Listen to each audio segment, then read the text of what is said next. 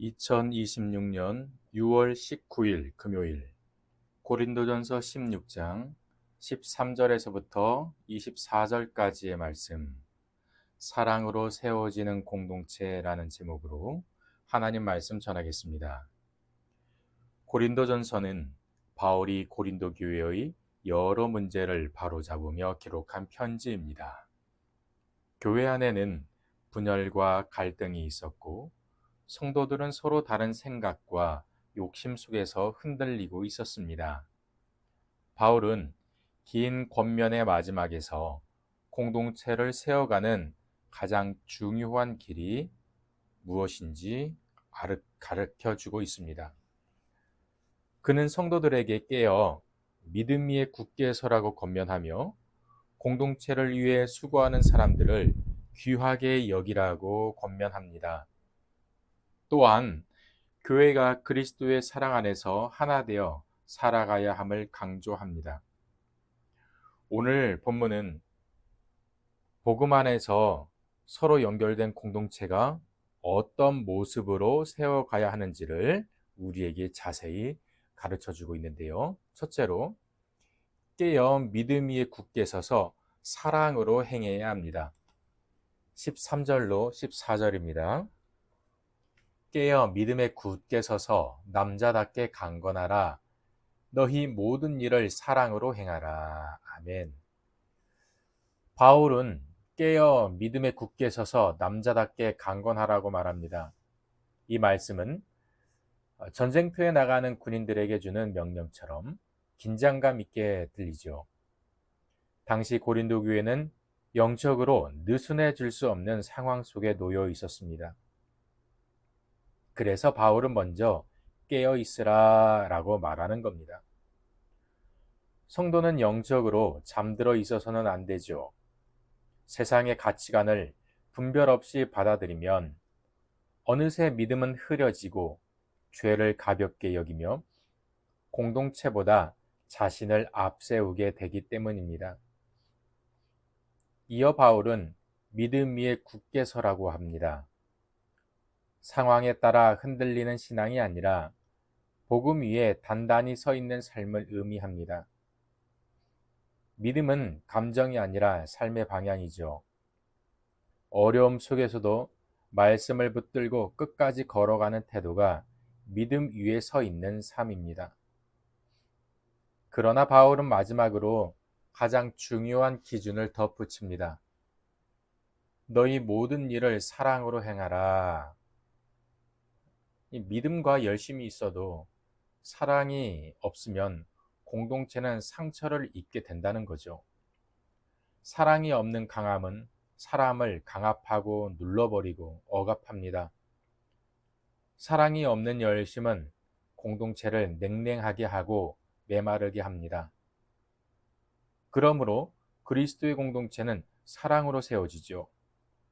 우리 주님께서는 깨어 있으되 사랑으로 살아가는 성도의 삶을 기뻐하십니다. 다음으로 우리 주님은 공동체를 위해 헌신하는 사람들을 귀하게 보십니다. 16절로 17절입니다. 이 같은 사람들과 또 함께 일하며 수고하는 모든 사람에게 순종하라. 내가 스데바나와 브도나도와 아가이고가 온 것을 기뻐하노니 그들이 너희의 부족한 것을 채웠음이라. 아멘.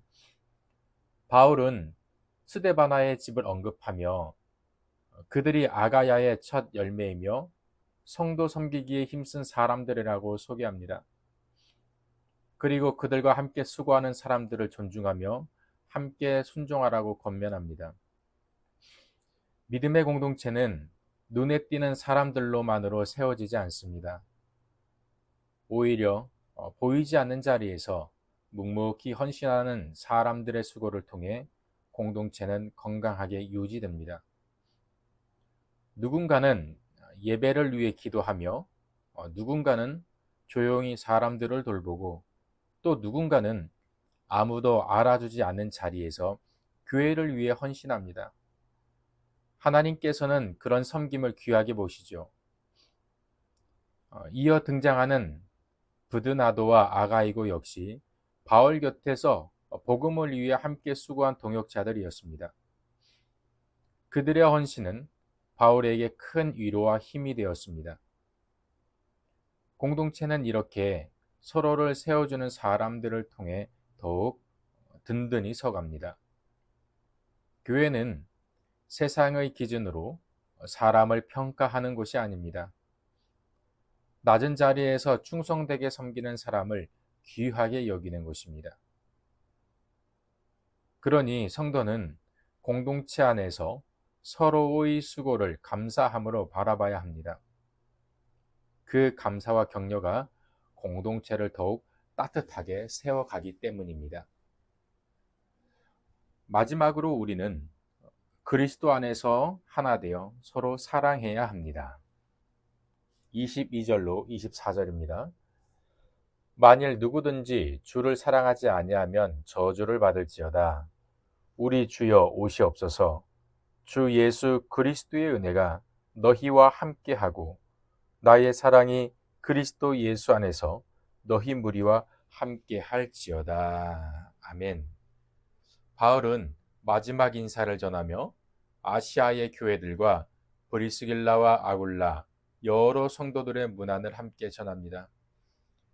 그리고 거룩한 입맞춤으로 서로 문안하라고 권면합니다.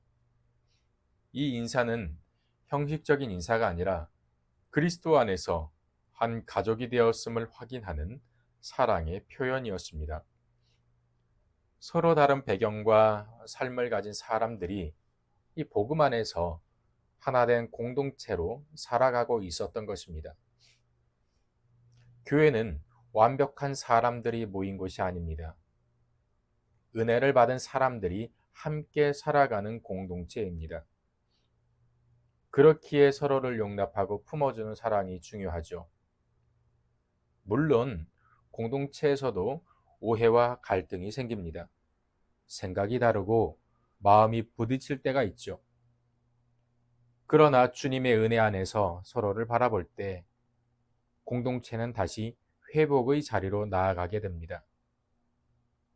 바울은 마지막까지 주 예수의 은혜와 사랑을 강조하고 있음을 기억해야 합니다. 교회를 교회되게 하는 것은 사람의 능력이 아니라 우리 주님의 사랑, 주님을 향한 사랑입니다. 은혜를 경험한 사람은 다른 사람을 품게 되고 사랑을 경험한 사람은 공동체를 세워가죠.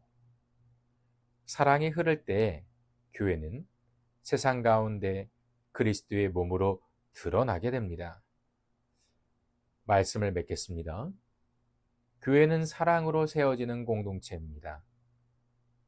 깨어 믿음 위에 굳게 서고 보이지 않는 자리에서 수고하는 사람들을 귀하게 여깁니다. 서로를 사랑으로 품을 때 교회는 더 건강해집니다. 우리 주님은 사랑으로 연결된 공동체를 통해 세상 가운데 복음의 향기를 드러내시죠. 서로를 세워주고 함께 걸어가는 삶 속에서 주의 복음이 흘러가길 원합니다. 오늘도 우리 원일의 가족들이 예수님의 사랑 안에서 내가 속한 공동체를 세워가는 사랑의 길을 걷길 주님의 이름으로 축복합니다. 기도하겠습니다. 아버지 하나님 감사합니다. 사랑으로 우리에게 다가오시고 하나님의 사랑을 우리에게 보여주시고 독생자를 아낌없이 우리에게 내어주셨으니 우리 또한 삶의 자리에서 하나님의 사랑을 나타낼 수 있도록 해주시고 주님의 사랑으로 그 누군가를 일으켜 세워주고 공동체를 세우며 섬기게 하여 주시옵소서. 깨어있게 하시고 반석 되신 예수 그리스도 위에 굳건히 서며 믿음으로 말미암아 무슨 일이든지 사랑으로 행하게 하여 주옵시고 공동체를 위해 나의 작은 헌신도 그 누군가를 살릴 수만 있다면은 내 모든 것을 포기하는 그 신앙의 넉넉함도 허락하여 주옵시며 내가 속한 공동체가 나도 모르게 허물어지고 있다면은 서로 하나 되어 서로 일으켜 세워주게 하여 주옵시고 내 생각과 내 가치관이 아니라 예수님의 가치관과 말씀의 능력으로 회복시킬 수 있는 사랑의 공동체가 되게 하여 주시옵소서. 모든 영광 하나님께 올려드리며 생명 되신 예수님의 이름으로 기도합니다. 아멘.